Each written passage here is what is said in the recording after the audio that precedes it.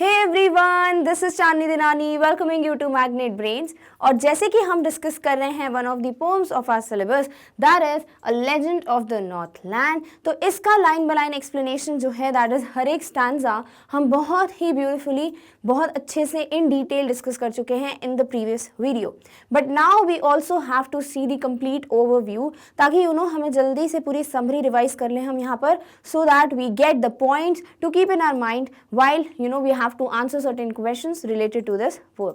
So we will begin the summary of the poem which is written by Phoebe Cary, and we also have to keep two things in mind. One is कि यहाँ पे word legend का मतलब क्या है, and number two, this poem is a ballad यानी कि song form में ये लिखा गया है। लेजेंड क्या है? ऐसा कोई भी स्टोरी जो कि एक जनरेशन से दूसरी जनरेशन तक सुनाई जाती है अपने बच्चों को, यानी कि जो एल्डर्स हैं वो अपने यंगर जनरेशन को ये स्टोरी सुनाते हैं सो दैट उनको एक मॉरल लेसन मिल पाए। And also we have seen that in the previous video when we were discussing the line by line explanation, at that time we got to understand that this poem indeed gives a very big message to all of us, and that's why this is a legend. Clear? All right. So the summary begins from the point: A legend of the Northland is a ballad and a legend about an old lady who angered Saint Peter because of her greed. अगर सिर्फ दो line में इसको summarise करना हो, so this is the perfect way कि ये जो पोम है it's a legend and it's a ballad। और ये किस पे बेस्ड है? It's about an old lady जिसने एक सेंट को, दैट इज सेंट पीटर को गुस्सा दिला दिया था, उनको एंग्री कर दिया था just because of her greed, her selfishness in the region around the north pole, north land. Now हमारे जो पहले के तीन स्टैंजास हैं उनमें दो स्टैंडर्स में तो हम नॉर्थ लैंड के बारे में बात कर रहे हैं कि वहाँ का वेदर कैसा है, क्लाइमेट कैसा है, एग्जैक्टली जब स्नो गिरती है तो क्या होता है। But in the third stanza we see कि जो पोइटस हैं वो हमें यही बता रही हैं कि हम यहीं पर एक सुनाई जाने वाली कहानी को देखने वाले हैं।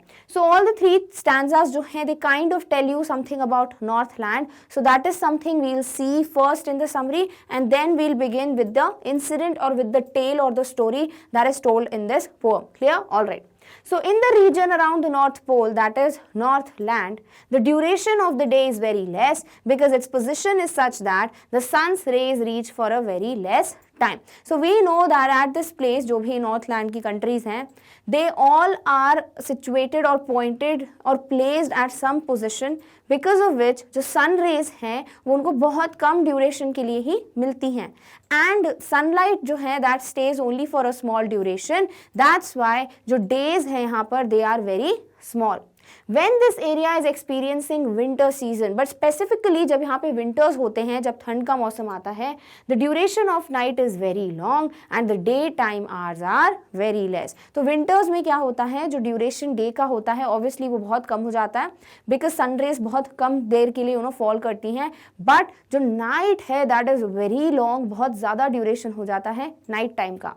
The poet says that the duration of the night time is so long that the people cannot sleep them through. और इतनी ज़्यादा नाइट की ड्यूरेशन होती है कि लोग जो हैं कम्प्लीटली पूरी ड्यूरेशन के लिए सो भी नहीं सकते कंटिन्यूसली, बिकॉज जैसे ही वो कुछ आवर्स की नींद लेते हैं उनकी बॉडी को आदत है जितनी, जैसे ही उनकी आंखें खुलती हैं दे आर लाइक अरे अभी भी रात ही है तो अभी भी हमें सोना कंटिन्यू करना है, बट वो जो है पॉसिबल नहीं हो पाता कि इतने घंटे तक कोई सोता रहे। If they go to bed, take a few hours of sleep and then they wake up, it is still night time. Like if they go to bed कि भाई अब सोना है and they are like कि हाँ अब night time है and they sleep, but after few hours जैसे ही उनकी automatically आँख खुल जाती है जो कि normal जो उनकी defined hours है उतनी sleep के बाद, so they are like when they open their eyes they can see कि अभी भी क्या है night time है, it's still night time but it should have changed into day, इस तरीके का लगता है, but because बहुत ज़्यादा night की duration होती है, बहुत ज़्यादा long hours के लिए night time होता है इन countries में, that's why यहाँ पे लोग जो हैं वो completely continuously इतने ज़्यादा सो भी नहीं सकते। Clear? All right. The Northland region experiences severe cold conditions, और ये region जो है बहुत ज़्यादा cold conditions जो है वो बोल सकते हो एक्सपीरियंस करता है। ऑब्वियसली हमें पता है जब इतनी ज़्यादा ठंड हमारे यहाँ पे पड़ती है तो भी हम बोलते हैं कि राइट दिन छोटा है रात बड़ी हो गई है, बट ये इससे भी ज़्यादा हो रहा है वहाँ पर, तो ऑब्वियसली ठंड बहुत ज़्यादा पड़ती होगी एंड दैट्स वाई हम बोल सकते हैं वहाँ पर सीवियर या एक्सट्रीम कोल्ड कंडीशंस होती हैं। It is a snowy area and snowfall होता है वहाँ पर, तो क्या होता है when it snows there, people tie the reindeers to sledges and then the reindeers pull the sledges. So वहाँ पर एक animal है reindeer जिसका हम picture देख चुके हैं in the previous video. So that animal is tied with the help of a rope to this sledge. Sledge क्या होता है? एक sort of cart होता है, wheeled cart होता है जिसमें कुछ भी सामान रख सकते हैं या लोग बैठ सकते हैं. Transportation या फिर traveling के लिए वो use किया जा सकता है. The children look like young ones of a bear because they wear funny looking clothes made of fur which is like the furry skin of a bear. और यहाँ के जो बच्चे हैं वो ऐसा लगता है इस विंटर के मौसम में सॉर्ट ऑफ जैसे बेयर कब्स हों, यानी बेयर के छोटे छोटे बच्चे हों, क्योंकि वो लोग जिस तरीके से कपड़े पहनते हैं, जो वार्म क्लोथ्स पहनते हैं, वो इतने फरी से होते हैं, फनी से होते हैं, जैसे ऐसा लगता है जैसे बेयर की जो स्किन होती है ना, फरी सी, बिल्कुल टेडी बेयर सॉर्ट ऑफ. तो उसी तरीके से ये बच्चे भी लगते हैं. The elders of the Northland region tell a strange and interesting story to the younger generation. So as we have seen in the stanza, word क्या यूज किया गया था वहां पर? क्यूरियस. ये क्यूरियस टेल है या स्टोरी है जो वहाँ के लोग जो हैं, जो एल्डर्स हैं, वो यंगर जनरेशन को सुनाते हैं. सो द एल्डर्स जो हैं of Northland region, they tell some story which is curious, that is something which is not usual, which is not ordinary, it is strange and it's also interesting. The poet says that she does not think that the story is true, but if she tells the story to the reader, maybe the reader could learn a lesson from it. तो जो poetess हैं फीब carry, वो कहती हैं कि I don't think कि this story is true, it's authentic, कि ऐसा सच में हुआ होगा, but she wants to tell us this story because we will get to learn a lesson from it. एक moral message, एक life lesson मिलेगा हमको, that जब हम किसी के बारे में पढ़ रहे हैं कि कोई इतना selfish है, कैसे हो सकता है, तो जब दूसरे के ऊपर देखते हैं तो ज़्यादा समझ आता है. So now we will be able to understand कि नहीं, इतना सेल्फिश नहीं होना चाहिए, बिल्कुल काइंड होना चाहिए, लोगों को हेल्प करनी चाहिए, जो नीडी पीपल हैं उनको वो चीज़ें प्रोवाइड कर सकते हो जो उनको चाहिए, so do go for it. तो सेम थिंग जो है वो हमको यहाँ पोएटेस सिखाना चाहती हैं. She wants us to teach this very important lesson and that is something जो कि यहाँ की elder generation अपनी younger generation को भी सिखाना चाहती होगी. एंड सो वो ये टेल जो है उनको सुनाते हैं. तो सिमिलरली जो पोएटेस हैं वो भी हमको ये स्टोरी कन्वे कर रही है. क्लियर? All right. तो यहाँ तक हम जो है क्या देख चुके हैं अबाउट द नॉर्थ लैंड, यानी जो भी पहले के 3 स्टैंजाज हैं that have been covered till now, कि एग्जैक्टली नॉर्थ लैंड क्या है, कहाँ की हम स्टोरी पढ़ रहे हैं, what happens there, why nights are very long and days are very short, वहाँ के बच्चे कैसे दिखते हैं ड्यूरिंग विंटर्स, रेनडियर्स के बारे में हमने देखा, एंड ऑल्सो क्यों ये डिस्क्रिप्शन दिया है पोएटेस ने हमें, बिकॉज हम उस जगह से रिलेटेड एक स्टोरी पढ़ने वाले हैं. तो हमें अगर ये पता हो कि हम कहाँ के बारे में पढ़ रहे हैं तो it would be better. Clear? And also because ये एक बैलेड है ना, एक सॉन्ग फॉर्म में लिखा है, तो डायरेक्टली तो पॉइंट से स्टार्ट होगा नहीं, तो सॉन्ग की तरीके से इसको लिखा गया है. That's why it's sort of beginning from Northland. Clear? All right. Now we'll read the summary of the complete story जो कि होती है. The story gives an important message. The story goes on like this. Definitely the story is giving you a very big, very important, very vital message. And जो story है वो इस तरीके से begin होती है. Once there was a saint by the name of Saint Peter. एक बार एक सेंट थे जिनका नाम क्या था? Saint Peter. And he is one of the followers or disciple of Lord Jesus Christ. One day, Saint Peter was preaching around the world. Saint Peter came to the door of an old cottage. As he used to travel all around the world to give his preachings, similarly एक दिन जो है वो कहीं पे पहुंचते हैं, because वो preaching वगैरह दे रहे हैं लोगों को, तो एक जगह वो पहुंचते हैं. There he sees जो है वो कहाँ पे एक cottage दिखता है उनको, और उसके डोर पे, उसके एंट्रेंस पे वो खड़े हो जाते हैं. In the cottage, he saw a small woman who was making cakes, and what he saw was there was a woman, जो कि small woman है, short sighted या size की बात हो रही है. She was a small woman and she was baking cake in the hearth. वो जो है एक fireplace में cakes को bake कर रही थी. She was baking them on the fireplace. Since Saint Peter had fasted for the day, he was feeling weak. He was almost losing consciousness due to hunger. Because he was fasting, वो जो है सुबह से उन्होंने कुछ नहीं खाया था. अब इस वजह से अब दिन का टाइम में भी ओवर हो गया है, तो वो अब खा सकते हैं कुछ भी. So he was of the view कि अब उनको बहुत ज़्यादा चक्कर आ रहे हैं, वीक फील कर रहे हैं, वो कॉन्शियसनेस ऑलमोस्ट वो लूज करने वाले हैं, यानी फेंट होने वाले हैं. तो वो इसीलिए क्या करते हैं, the fast was over for the day and he was looking for some food to eat. So he asked the woman to give him a piece of the cake from the store of the cakes that she had baked. तो इसीलिए he was like कि अब day time भी खत्म हो गया, I can eat something now, fast complete हो गया, maybe sort of that. So he was of the view that I have to eat something now because I'm feeling very weak, I'm feeling like I'll faint any moment. So he asked this woman कि उनके पास इतने सारे cakes हैं, वो bake कर रही थी, उनकी स्टोर थी पूरी, तो he just asked for one piece of cake from that lady so that वो कुछ खाएंगे तो उनको बेटर फील होगा. The woman was selfish, but as we all know, the woman was very selfish. She was very greedy, and she did not give cake from her store, and she did not give the cake from her store. कि हाँ store में इतने cake बने, आपको जो चाहिए आप ले लीजिए. This should have been the reaction. या फिर ऐसा भी नहीं तो you should have been like कि वो उधर से उठाकर कोई भी एक piece of cake दे देती, सेंट पीटर को आराम से बिठाती, उनको खाने देती. But she did not give anything from the store. That is the cake she had already baked. Instead, she started making a very small cake for Saint Peter. She was of the view कि ये सारे cakes तो बड़े हैं, मुझे अगर इनको ऐसे ही कुछ देना है, so I should bake a smaller cake for him. She did not want to share her things because she was the lady who never liked to share her things, and this can be proved from the point of view. जब ये बोलती है ना lady that जब भी मैं कोई cake खाती हूँ तो मुझे ऐसा लगता है वो बहुत छोटा है, बट वही सेम केक जब मैं किसी और को देती हूँ तो मुझे लगता है वो बहुत बड़ा है. इसका मतलब वो शेयरिंग में बिलीव नहीं करती हैं. Sharing is caring is not the philosophy of her life. But when she put the cake for baking, she looked at it and thought that this cake was too big to be given to someone. So this time she took a small dough which was smaller than the previous one and started making it. So what she did was, first of all, she started making a very small cake for Saint Peter. और जैसे ही वो cake bake करने के लिए रखती है in the hearth and she saw it, she was like कि ये जो है बड़ा है to give away. यानी कि ऐसे ही किसी को दे देने के लिए this cake is of a bigger size, so I should make a smaller one instead. तो second time वो क्या करती है, वो अगेन एक डो जो है वो प्रिपेयर करती है. She starts kneading the dough. Again वो एक छोटा सा डो बनाती है फॉर द केक, और दिस टाइम वो और छोटा होना चाहिए. But when she prepare the dough, वो नीडिंग वगैरह हो गई and she turned it over. She was of the view कि ये तो पहले जितना ही बड़ा है. When she baked it and looked at it, she found that it was the same size as the previous one. So she was of the view कि भाई ये तो पहले जितने केक के ही जैसा साइज का है, तो कोई डिफरेंस तो हुआ नहीं. So what she did was, so again she was not ready to give this piece of the cake to Saint Peter. So again जो वो second time भी इतना डो बनाती हैं, वो केक बेक करने की कोशिश करती है, उनको लगता है ये तो उतना ही बड़ा है जितना प्रीवियस वाला था. तो she is of the view कि नहीं अब मुझे कुछ भी नहीं देना है सेंट पीटर को, ये केक भी मैं उनको नहीं दूंगी. तो first of all she did not give anything from her store, that is already baked cakes. Then when she started to bake another cake which was of a smaller size compared to the others जो कि shelf पे रखे थे, she was of the view कि ये भी बहुत बड़ा है to give away. Then third time उन्होंने क्या किया, उन्होंने again एक डो नीड करना स्टार्ट किया. She thought कि अब मुझे पहले वाले से छोटा केक बनाना है, but again this cake जब वो बेक करती हैं she saw it and she was of the view कि ये तो बिल्कुल उतना ही है जितना पहले वाला था, तो I don't want to give this to Saint Peter. Clear? All right. She again started making a new one. Third time वो वापस से क्या करती हैं केक बनाने के लिए, वो उस डो में से ही एक स्क्रैप ले लेती हैं. This time she took a very small piece of dough. जो पूरा प्रिपेयर किया था उसमें से बिल्कुल छोटा सा स्क्रैप या थोड़ा सा अमाउंट वो लेती हैं. She rolled it flat and baked it thin as a wafer. And वो she keeps on rolling it, इतना रोल करती है उसको, इतना बेलती हैं कि वो जो है बिल्कुल पतला हो जाए, बिल्कुल फ्लैट हो जाए, और फिर एक वेफर जैसा जो है वो केक बेक करती हैं.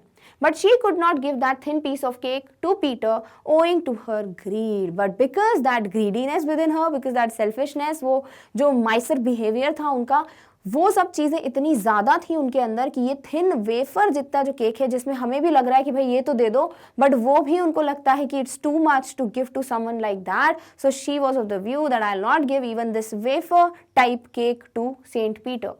The woman said that when she eats her cakes, she feels that they are small. But now when she has to give the cake to someone else, she considers them to be large ones. She was of the view and she said that whenever I eat my cakes, जब भी ये cakes जो मैं बनाती हूँ, मैं खुद खाती हूँ, मुझे लगता है ये केक जो है मेरे लिए बहुत छोटे हैं. मतलब मुझे ऐसा लगता है कि कम था यार, ये भी कम था, इससे भी ज़्यादा मुझे चाहिए. बट वही चीज़, वही सेम केक अगर मैं किसी और को देती हूँ तो मुझे लगता है ये बहुत ज़्यादा बड़े हैं, बहुत ज़्यादा हो जाएगा सामने वाले के लिए. Why should I give it to them? So these are the lines जो प्रूव करते हैं she was indeed very selfish, she was very greedy because she was like कि जो मैं अपने लिए करती हूँ वो तो कम है, बट वही चीज़ सेम अगर मैं किसी और के लिए करूँगी तो बहुत ज़्यादा बड़ा हो जाएगा, तो why should I do it? Hence, she decided not to give the cake at all and put it on the shelf. And at the end, she was of the decision that I will not give any cake to Saint Peter. और जो wafer जैसा cake भी बनाया था ना, that too she kept it on the shelf. Saint Peter became angry, and obviously he is a saint. He is a very good Saint Peter, but वो जो है इस बात को लेके गुस्से में आ जाते हैं ऑब्वियसली, बिकॉज जो वुमन कर रही हैं इससे तो हम भी फ्रस्ट्रेट हो जाते हैं कि what will happen now, at least she should give something to eat, right. But यही सेम चीज जब किसी के साथ हो रही है, सो दैट पर्सन तो would be annoyed. So this woman was enough, her actions were enough to provoke that anger in Saint Peter, and that's why he was so much angry and frustrated.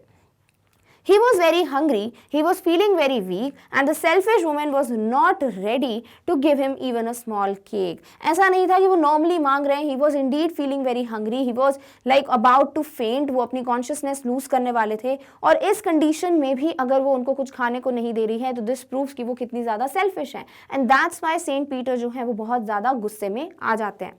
This behavior of the greedy woman angered the saint and this जो behavior था that was the greedy behavior कि सब मेरे पास है तो मैं क्यों दूँ किसी को, ये मेरा है. She was not of the point of view कि ऐसी थोड़ा मिल गया, she got it right, तो ये अपॉर्चुनिटी उसको मिली है एज अ ह्यूमन पर्सन तो why not वो किसी और को भी दे. तो she was like कि नहीं ये सब कुछ मेरा है, अगर मैं खाती हूँ तो it is something जो मुझे कम लगता है बट मैं किसी और को दूंगी so that would be something जो बहुत ज़्यादा है किसी के लिए. So why should I give it to anybody? And this was the point of view she had. Alright, let's see what happens. Saint Peter said to the woman that you are too selfish and because Saint Peter found her too selfish तो वो उनको बोलते हैं कि तुम बहुत ज़्यादा selfish हो, बहुत ज़्यादा greedy हो. You are not meant to live the human life because human मतलब क्या, जिसमें humanity हो, जिसमें kindness हो उसको बोलते हैं human और इनमें बिल्कुल भी वो qualities नहीं दिख रही. तो ये जो Saint Peter थे, he was of the view that this woman is not worth living this human life. You do not deserve food, house and fire to keep you warm. And because she had everything in her life, so she was not understanding the pain Saint Peter was going through. जब वो hunger जो है उनका वो समझ नहीं पा रही थी because उनके पास ये सब कुछ था. तो ये जो facilities थी उनके पास, food हो, घर हो यानी shelter हो या फिर fire हो to keep her warm in such winter season, उन सब चीज़ों का realization उनको नहीं था. So he was of the view that Saint Peter was of the view that this lady does not deserve all these things. You have become so selfish that you are not ready to share these resources with anyone. And then he told कि वो तुम इतनी ज़्यादा selfish हो गई हो क्योंकि सब कुछ तुमको मिल गया है. So you are not ready to share it with anybody. You are of the point of view कि मैं किसी को क्यों दूँ. Not even with needy people. और किसी के साथ क्या, even किसी को बहुत ज़्यादा need है, ज़रूरत है तो उनको भी तुम कुछ नहीं देना चाहती हो. It means you are very selfish. Saint Peter cursed the woman and said she would become a bird and just like the birds build their homes by boring into the wood, she will also build her home in a similar way. तो यही चीज़ वो उनको बोलते हैं कि because you are not the one who deserves this human form, so I curse you. यानी कि वो उनको bad words बोलते हैं, sort of बोलते हैं कि बद्दुआ देते हैं या फिर उनको श्राप देते हैं जिसे आप बोलते हो हिंदी में कि तुम जो हो एक बर्ड में चेंज हो जाओगी. एंड द सेम वे जो बर्ड्स हैं they have to work so hard even for the shelter, यानी कि जो नेस्ट या होल बनाते हैं वो उसके लिए भी उनको इतनी मेहनत करनी पड़ती है. You would also do it the same way, that is you also have to build your home in the similar way the birds do. They work so hard day and night and finally फिर एक hole बनता है. So you will also do it the same way. She will get little food to eat. Like birds get just scanty, the meager amount of food, उतना ही कम food जो है तुमको भी खाने को मिलेगा. She has to work hard throughout the day and only then would she find some food to eat and dry wood to live. And also ये जो facilities बोली है ना, food, house, fire, तो food तो obviously will get very little. House you have to build your own home like the birds do. And fire की बात जो हो रही है, you will be kind of जब warm हो winters होंगे तो इनको fire वगैरह कहाँ से मिलेगा. So she will have to go through that very extreme cold conditions just the way birds do. तो she was उन्होंने कर्स यही किया उस लेडी को कि these facilities will not be there in your life anymore and the way birds work so hard even for their house, their shelter, that hole, the food they eat and fire की बात नहीं की है but we can understand similar way you also would have to do the same thing और इसीलिए वो कर्स करते हैं इस woman को. Clear? All right. As Saint Peter cursed the woman, she went through the chimney and flew out from it in the form of a bird. And जैसे ही वो कर्स करते हैं, immediately the woman did not even get a single second to reply to these words or to tell or to maybe हो सकता है माफ़ी मांगने का भी टाइम नहीं मिला उसको. And उसी वक्त immediately she turned into a bird. वो चिमनी से बाहर निकलती हैं और वो एक bird की फॉर्म में बाहर फ्लाई करते हुए आती हैं. The woman turned into a woodpecker bird due to the curse of the saint and she turned into a woodpecker because wood की बात की है ना कि peck करता रहता है, पोर करता रहता है, तो वही bird में वो change हो गई. The woman was wearing a red color cap when she was transformed into a bird and before as when she was a human being वो एक red color की cap पहनी हुई थी, एक scarlet cap पहनी हुई थी और वही interestingly the bird also had a bright red color cap on its head and interestingly that bird also had that red color cap on his head. तो इसका मतलब क्या हुआ, definitely वो bird में change हो गई थी. Her clothes were burned and became black like coal in the fire. और जब वो चिमनी से बाहर आती हैं, that time उनके जितने भी clothes हैं, they all got burned and they burned like as black as coal, and that happened in the flame or in the fire. All the people who live in that region and even the school boys have seen this type of bird in the woods. और ऐसा माना जाता है वहाँ पर कि even जो school boys हैं या younger generation है, यहाँ वहाँ पे जो भी लोग रहते हैं in Northland, they have seen this particular bird जो कि completely अभी भी वहीं wood पे रहती है और वो bore करती रहती है. She lived in the tree for the whole day and dug the wood for her food. Older people narrate this story to the younger children and teach them not to be greedy in their life. और इसीलिए हर किसी ने उस bird को देखा है. Obviously woodpecker exist करते हैं और वो रेड कलर की कैप पहनी हुई है, वो डिग करती रहती है वुड को, मीगर अमाउंट ऑफ खाना मिलता होगा बर्ड्स को.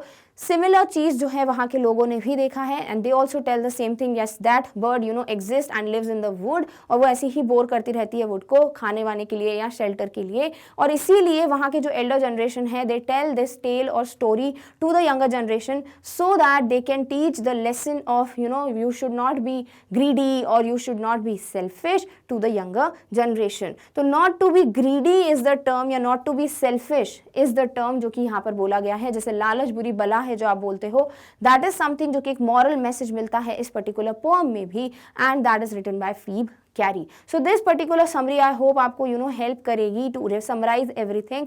एग्जैक्टली क्या होता है कंप्लीट पोएम में, नॉर्थलैंड के बारे में क्या बातें की गई हैं, देन नॉर्थलैंड में ये जो स्टोरी है उसके दो कैरेक्टर्स कौन है, Saint Peter and the old woman, किस तरीके से वो डिफरेंट स्टेप्स में ऐसी चीजें करती है जैसे प्रूफ होता है कि she is not interested to give anything to Saint Peter. वो स्टोर से केक नहीं देती, वो फिर एक छोटा केक बेक करती हैं, वो उनको बड़ा लगता है. फिर वो एक डो नीड करती हैं, उसमें भी उनको ऐसा लगता है कि वो प्रीवियस जितना ही बड़ा है. देन वो एक छोटा सा स्क्रैप ले लेती हैं डो का, उसको इतना फ्लैट रोल करती हैं कि वो एक वेफर जितना बनता है, बट वो भी वो देने के लिए तैयार नहीं है because she thinks to give away that also is something very big and that's why she is of the view कि नहीं भाई मुझे शेयर नहीं करना चीजें और मैं नहीं दूंगी किसी को भी. और यही चीज जो है वो एक सेंट को भी एंग्री कर देती है एंड जो सेंट पीटर है he ends up cursing the lady and the lady changes to a woodpecker. That is a bird who has to work very hard to get all these facilities that she had got very easily in the human form. So this way we get to learn a lesson and also जो वहाँ के बच्चे हैं उनको elders यही सिखाने के लिए ये स्टोरी बताते हैं that you should not be greedy, you should not be selfish and also sharing is caring. Be kind to people, be grateful for whatever you have and if you get a chance to help a needy, do go for it. Clear? All right. So with this we come to an end of our topic, that is a summary of this particular poem, A Legend of the Northland. I hope आपको पूरा topic जो है वो appropriate है या नहीं वो clear हो गया होगा, and also what is the message being delivered to you from this particular poem, that is also conveyed to you, I hope. Clear? All right. But before we just end this video, you have to see this thing, that is कि Magnet Brains के channel पे you get 100% free school education from class 4th to 12th. So if you guys have any doubt related to the syllabus you are covering, you can definitely go and watch any videos related to your classes. Now in the next video we'll meet very soon. Till then take care of yourself. और इस topic की notes की link आपको description box में मिल जाएगी. Thank you so much for watching. Bye.